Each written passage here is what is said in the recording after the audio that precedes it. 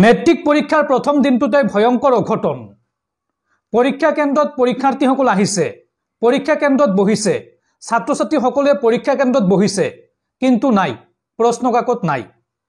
পুৱা 10 বজালৈকে প্ৰশ্ন কাকত নাপালে এটা বিশেষ পৰীক্ষা কেন্দ্ৰই। নমস্কাৰ, মই মজিদ।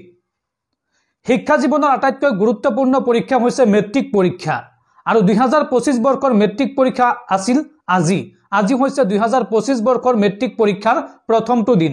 কিন্তু মেট্ৰিক পৰীক্ষাৰ প্ৰথম দিনটোতেই এক ভয়ংকৰ অঘটন সংঘটিত হৈছে এইখন অসমত।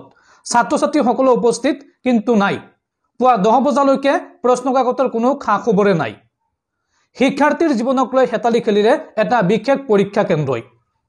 অসমৰ কোন প্ৰান্তত এই ঘটনা সংঘটিত হৈছে আৰু সেই শিক্ষাৰ্থীসকলে এতিয়া পৰীক্ষা দিব পাৰিছে নে নাই, সবিশেষ তথ্য আপোনালোকক জনাম। আপোনালোকে ভিডিঅ'টোত লাইক কৰি ভিডিঅ'টো এটা শ্বেয়াৰ কৰি দিয়ক। হাইস্কুল শিক্ষান্ত পৰীক্ষাৰ প্ৰথমটো দিনতে অথন্তৰ। গড়েশ্বৰৰ এটা পৰীক্ষা কেন্দ্ৰত সময়মতে আহি নাপালে হাইস্কুল শিক্ষান্ত পৰীক্ষাৰ প্ৰশ্ন কাকত। পৰীক্ষা কেন্দ্ৰত বহু সময় ৰৈ বিমৰত শিক্ষাৰ্থী। ঘটনাক লৈ তীব্ৰ উত্তেজনা। হাইস্কুল শিক্ষান্ত পৰীক্ষাৰ প্ৰথমটো দিনতে অথন্তৰ। গড়েশ্বৰৰ গাছবাৰী হাইস্কুল পৰীক্ষা কেন্দ্ৰত ভয়ংকৰ অঘটন। সময়মতে আহি নাপালে হাইস্কুল শিক্ষান্ত পৰীক্ষাৰ প্ৰশ্ন কাকত আহি নোপোৱাত পৰীক্ষা কেন্দ্ৰত হাহাকাৰ।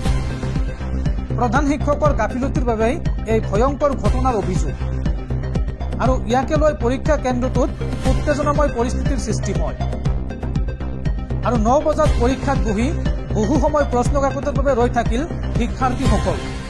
অৰ্থাৎ এই পৰীক্ষা কেন্দ্ৰটোত পৰীক্ষাৰ্থীসকল সময়মতে উপস্থিত হৈছিল, পৰীক্ষা কেন্দ্ৰত 9 বজাত বহিছিল, কিন্তু আহি নাপালে প্ৰশ্ন কাকত, যাৰ বাবে বহু সময় ৰ'বলগীয়া হয় পৰীক্ষাৰ্থীসকল আৰু ঘটনাস্থলীত উত্তেজনাপূৰ্ণ পৰিস্থিতিৰ সৃষ্টি হয় আৰু পৰৱৰ্তী সময়ত আৰক্ষীয়ে পৰিস্থিতি নিয়ন্ত্ৰণ কৰে আৰু বহু সময় অপেক্ষা কৰাৰ অন্তত অৱশেষত আহি পালে প্ৰশ্ন কাকত আৰু তাৰ পিছত আৰম্ভ হয় এই পৰীক্ষা কেন্দ্ৰটোত পৰীক্ষা।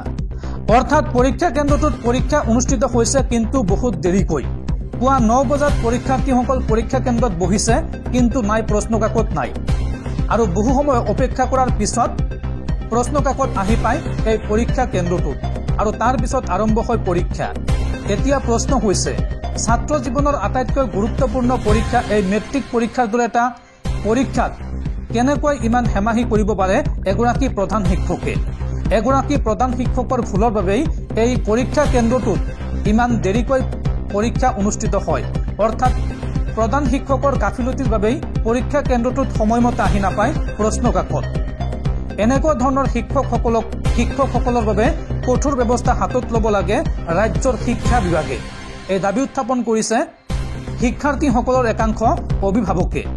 আৰু এই বিষয়টোক লৈ আপোনাৰ মতামত কি, আপুনি কমেণ্ট বক্সত জনাওক।